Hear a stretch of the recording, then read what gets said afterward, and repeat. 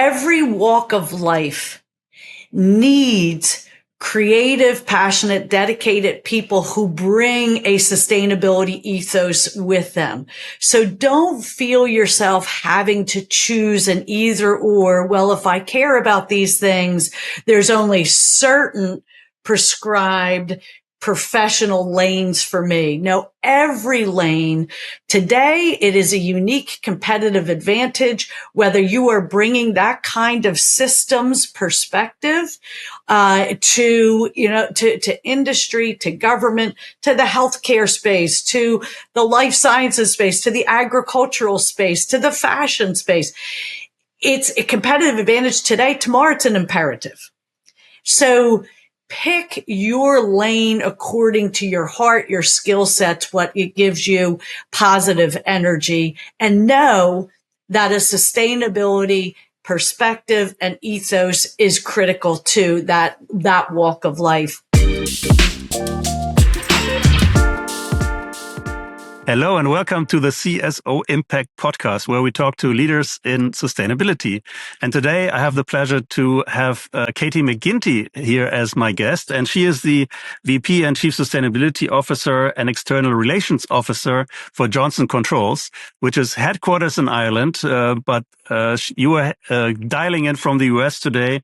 And first of all, congratulations again on the Silver Award winner of the CSO Awards that we had in Davos in January. And thank you for being there in Davos and taking the prize with pride and with so much energy. We saw it also in the video later. How are you today, Katie? Doing very, very well. And it is a fond memory. It energizes me still, Harold. What an amazing coming together of brilliant, insightful, inspiring leaders. It was a joy and really a privilege to be in that room. I was humbled for sure.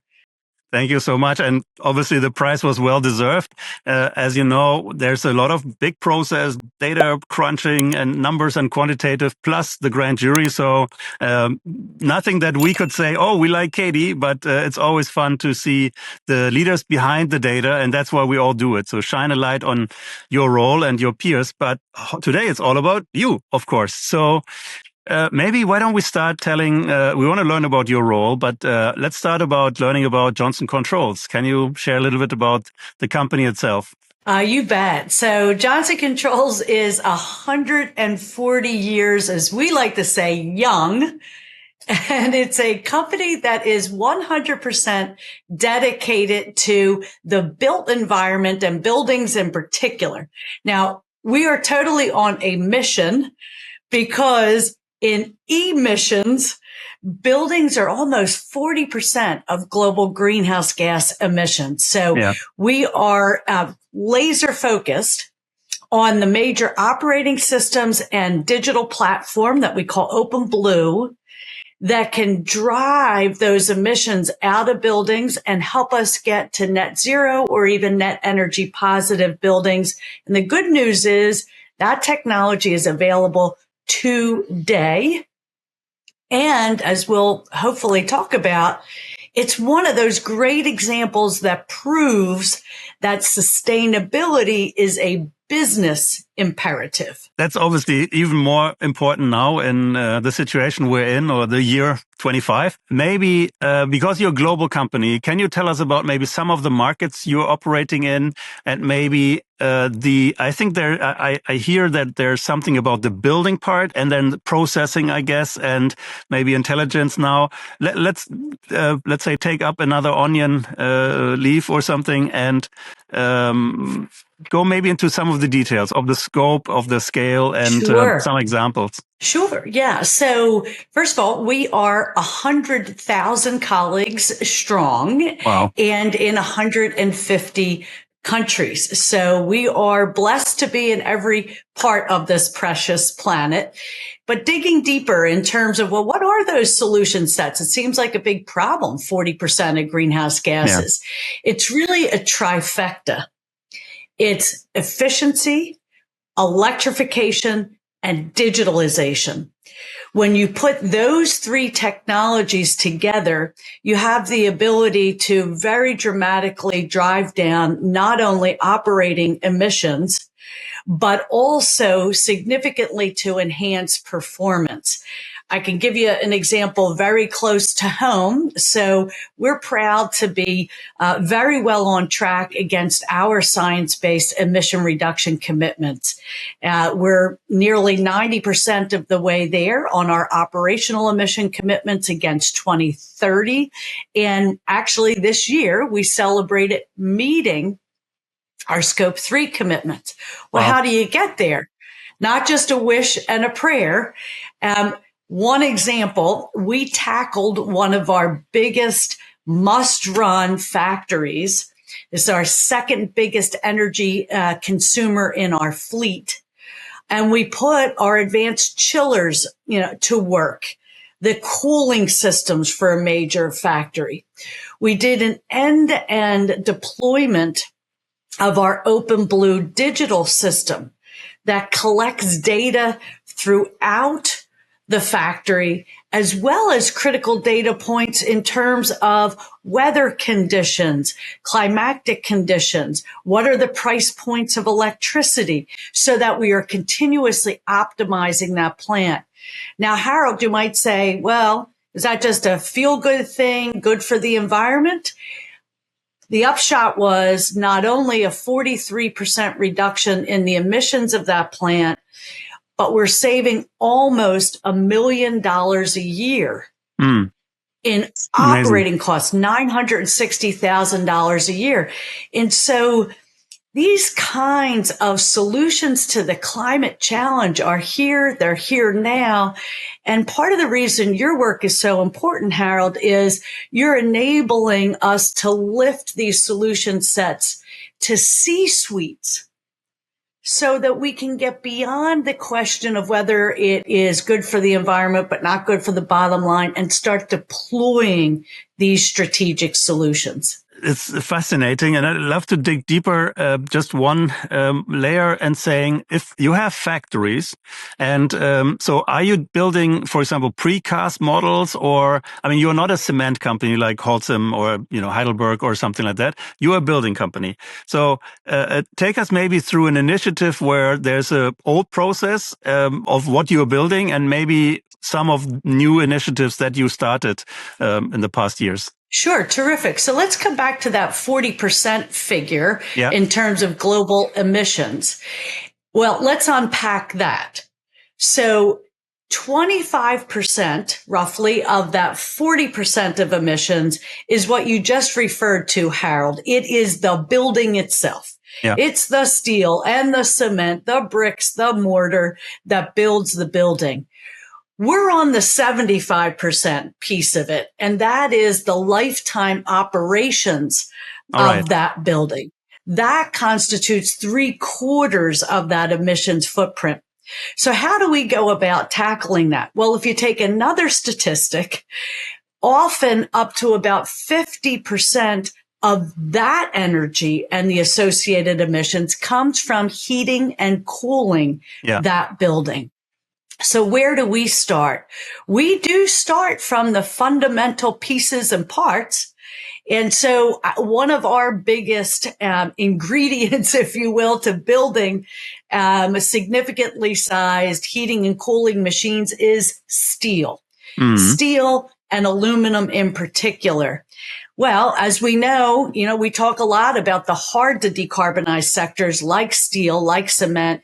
But here's the good news. In the Americas in particular, there is a technology that is not necessarily new, but it is newly significant, and it's called electric arc furnace technology. And what it does is moves away from the need to use virgin, brand new steel, and instead use recycled steel.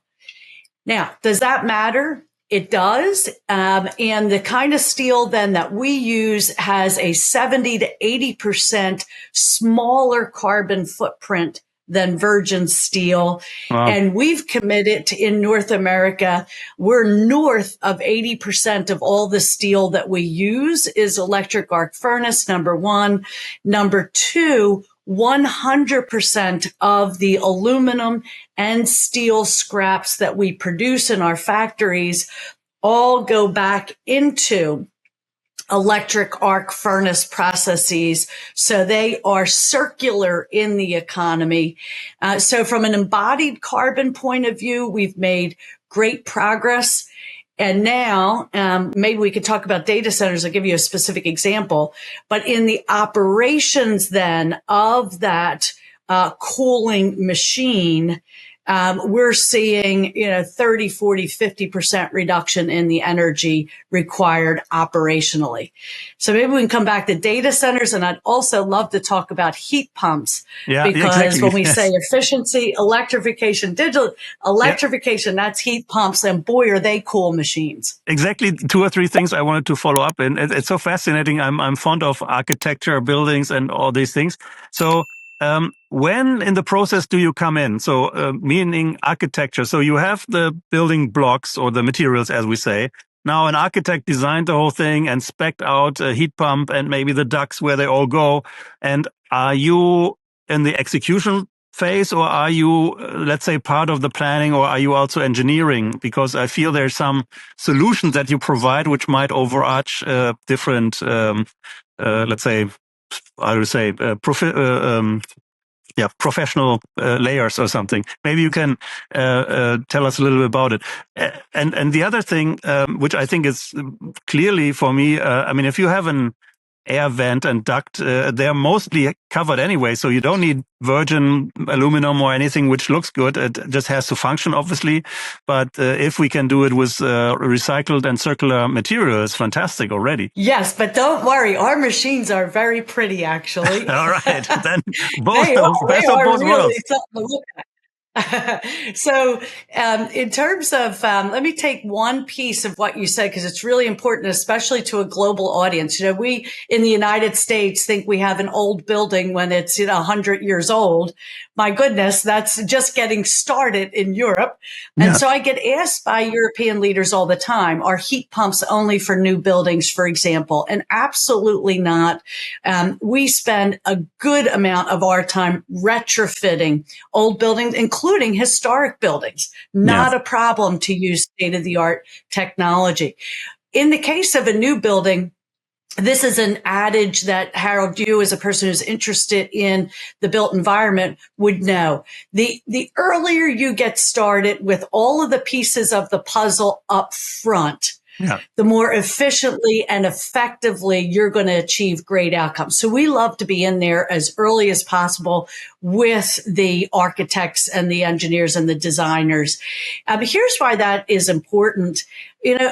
Let's say that the whole building gets designed, but it gets designed in a way that's really suboptimal for things like flow through of air through the building, ventilation, or let's say it gets designed in a way that's suboptimal in terms of natural lighting in the building.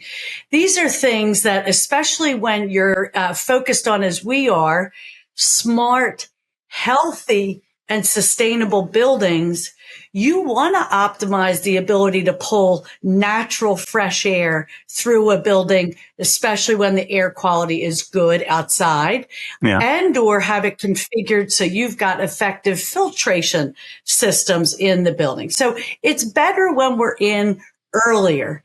But I will tell you that even with relatively new buildings that are green certified, it is almost always the case that when we go in then, for example, and lay our digital platform across the operating systems, even if it's the highest level of green certification, we can slice another 10, 20, 30% of the energy out of that building. And there's a lot of reasons for that. Two critical ones are often the green certifications are a point in time when all of the operating parameters of the equipment are perfect. Yeah, yeah. And then either through human intervention or over time, some of those operating parameters drift. So that's one.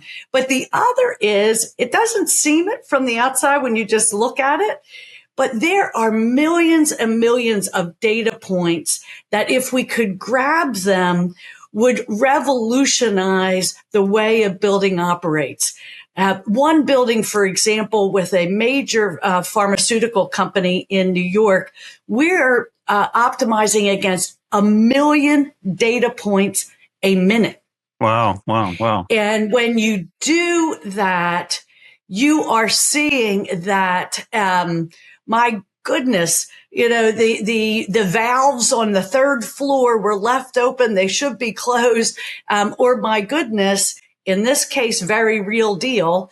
The building was sensing that there were wildfires emerging in Canada that were going to, and very precisely knew what the wind direction was, what the wind speed was, exactly when we wanted to flip the building to filtration from ventilation, and very much protect the health and well-being of all of the people in that beautiful office building. Fascinating. And yes, I think we saw the pictures when Canada was on fire and New York was Blade Runner scenario. So it's getting very real. Now, it's so fascinating. I have so many questions, but can you maybe mention one initiative that you were driving in the last 1 or 2 years where you said, okay, here's maybe a project or product or an initiative that you did with a company, a client and or across industries, something that you were driving in your capacity? Sure. Well, I'll mention two things. One, we've been really thrilled and honored to be asked by King Charles to, one, be on the board of his Sustainable Markets Initiative, but also to be the global leader of the Sustainable Buildings Task Force in that initiative. And it has been a terrific coming together of 200 plus leading companies, as you were saying, March, bringing a couple of weeks ago, right?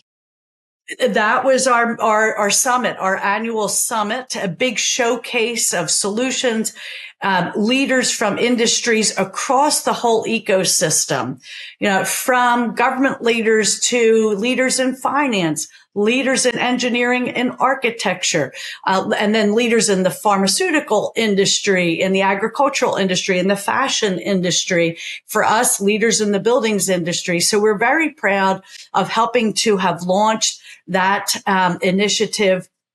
And now with CEOs signing up, committing themselves to net zero buildings, for example, to deploying heat pumps, to showing what we can do with digital platforms like our OpenBlue, that is driving real world, tangible progress. Let's show it. Let's not just talk about it. Let's show it. And we're getting there, building momentum.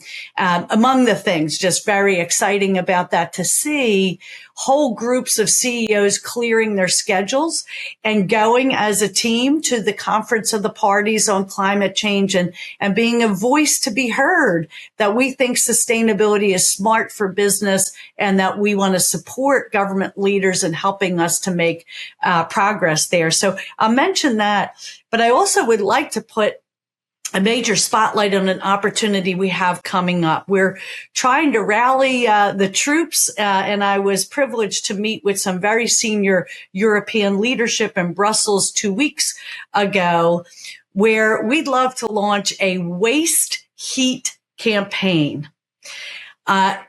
Europe has now got a very clear vision around the clean industrial deal and wanting to see the success of industry across Europe.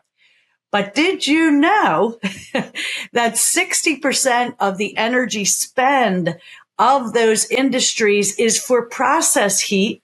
And yet those same industries have a resource of waste heat that they generate that is bigger than all of the thermal energy needs for the entire continent and the UK.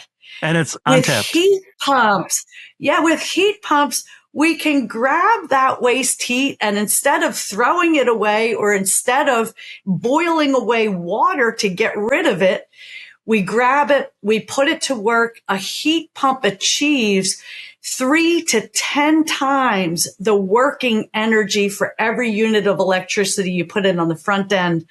And one just quick example, this was in a hospital situation, but we have many examples, 400 different examples in things like food and beverage, pharma industry, for example. But in this particular hospital, once we put our heat pumps to work, it enabled that hospital to cut its energy bills 80%.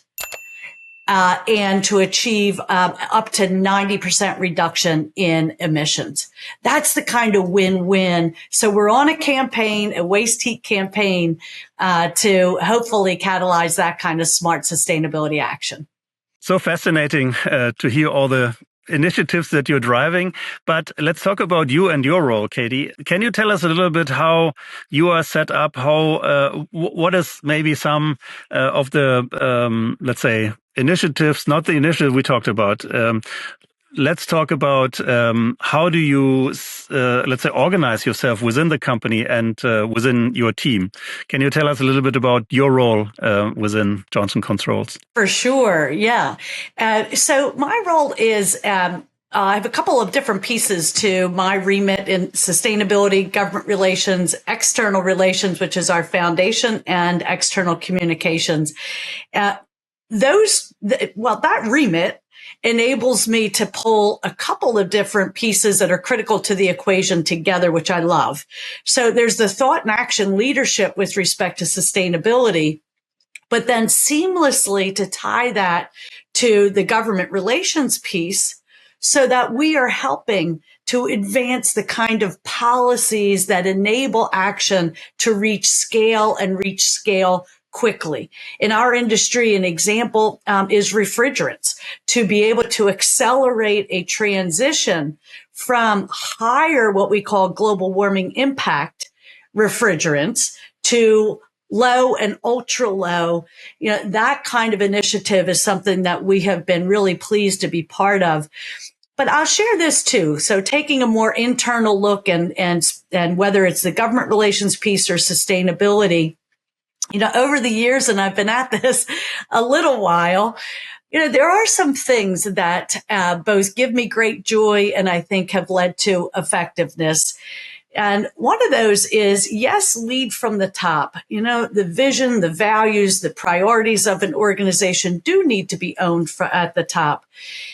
That's necessary, but not sufficient.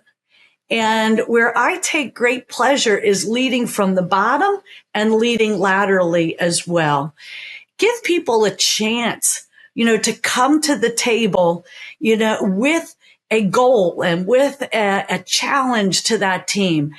How can we accelerate our action against cutting our own emissions? I can dictate that from the top, but so much better when our engineers from each of our business units get a call and say, would you like to be part of this discussion? It is so energizing to them, number one. Number two, it enables you to have an honest to goodness plan. Why? Because they know what they're talking about in terms of what needs to be done to get the plan done. And number three, when some cold winds might blow in terms of where the public's priorities are, etc., you've got that deep rootedness of ownership against these goals and objectives in your organization. And that means you've got a solid foundation that even a nasty adverse wind can't knock over. And we know there are windy times. Let's learn a little bit about you. How did you actually get into the role? Tell us a little bit about your journey. How did you end up where you are now? Well, it was not a plan, but it's been a privilege and a pleasure. So the short story is that, I was a kid in a family where most of the kids, and I was ninth of 10 kids, most of us didn't go to college. So by the time I came around, I said, I want to go to college. I had to have a very serious major. So I was a chemistry major. Oh, wow. And after studying chemistry, I decided to go to law school, but I became impassioned about technology and the ability of technology to solve really tough problems.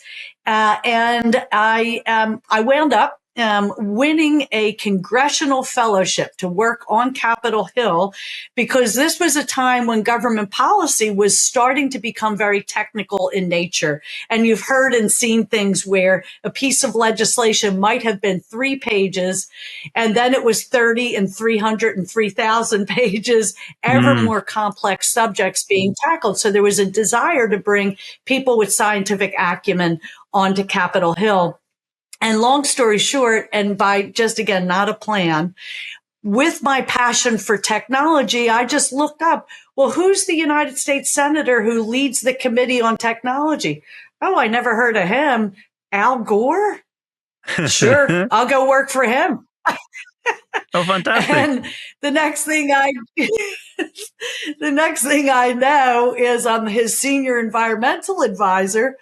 And 2 years later, deputy assistant to President Clinton and running the White House Office on Environmental Policy, later privileged to come back home to Pennsylvania and serve as minister, I guess you would say, of environmental protection. So, but always with this passion around technology, bringing people together, not making these issues divisive. Be determined, but not divisive. Yeah. And putting technology to work to tackle really tough environmental and climate related issues. And so here we are 30 years later, and I'm still at it. Amazing. I'm glad I asked, because look, we can always learn something new. Amazing that you worked with Al Gore and, basically started the movement. So congratulations and thank you for being that, because it always starts with the people. So thank you so much. And I'm feeling even better that you got the award, because look, it's always the right people. And I'm really happy that it's you. You have rigorous methodology. I saw it.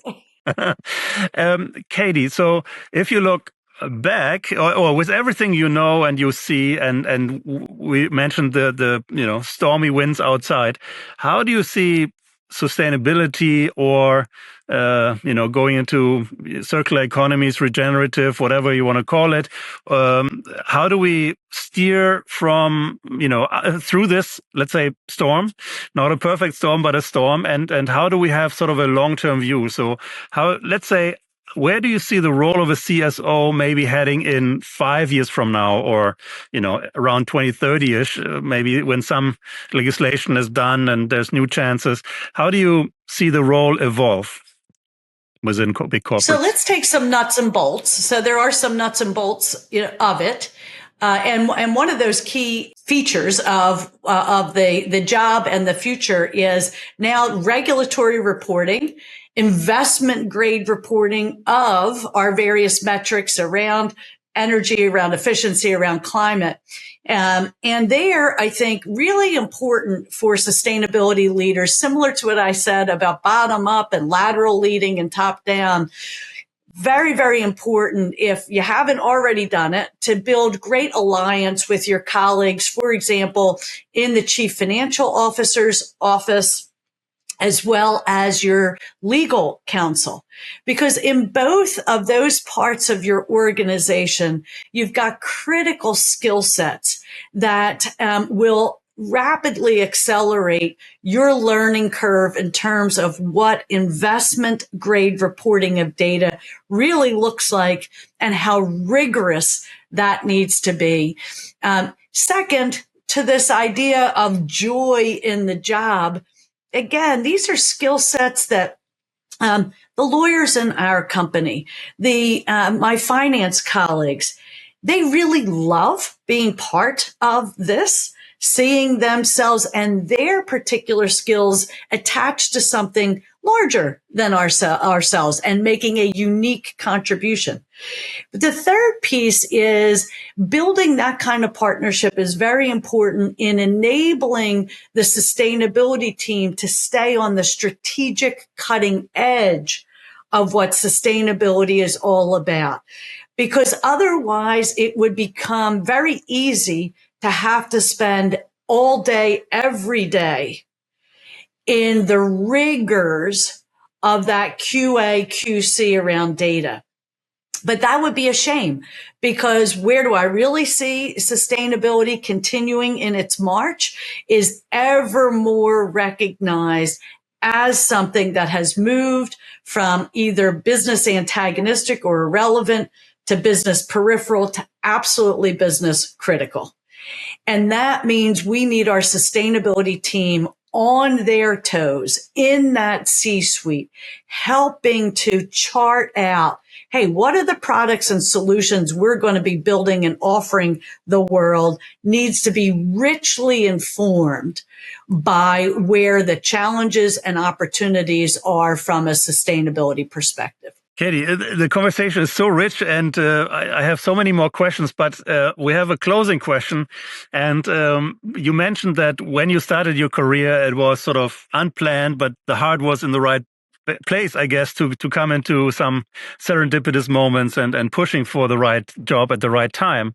That's how I would phrase it. But what about a tip for either a young Katie of today who likes to go into, different, or explores her options into going into a job, whether working at a big corporate or an NGO or other ways where they want to do impact?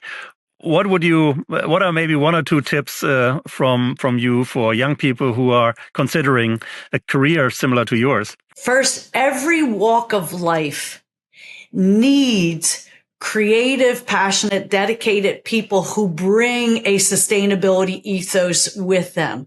So don't feel yourself having to choose an either or. Well, if I care about these things, there's only certain prescribed professional lanes for me. No, every lane.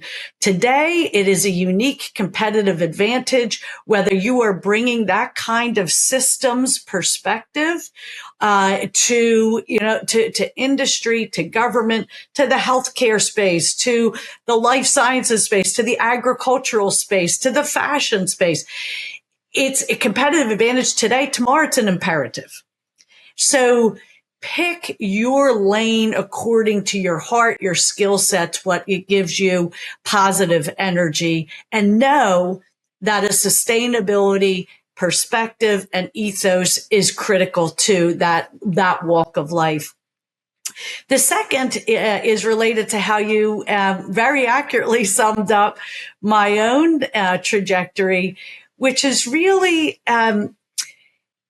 everybody to have some confidence that they've got something unique and important to give. And therefore, for me, it's mostly been about, do I have the chance to work with good people who are doing good work attached to something larger than themselves? And if that's the case, throw yourself into it. Little company, big company, government, business, domestic, global. Surround yourself with people who will unlock your capability to contribute. What a beautiful closing statement, Katie. It's been an absolute pleasure to see your energy and your mission and continuing on this path that you started early and had so many significant steps already in between. Thank you so much for your time. It's been a pleasure. Thank you for being in the podcast with us today. Totally my joy. Thanks for including me. Thank you.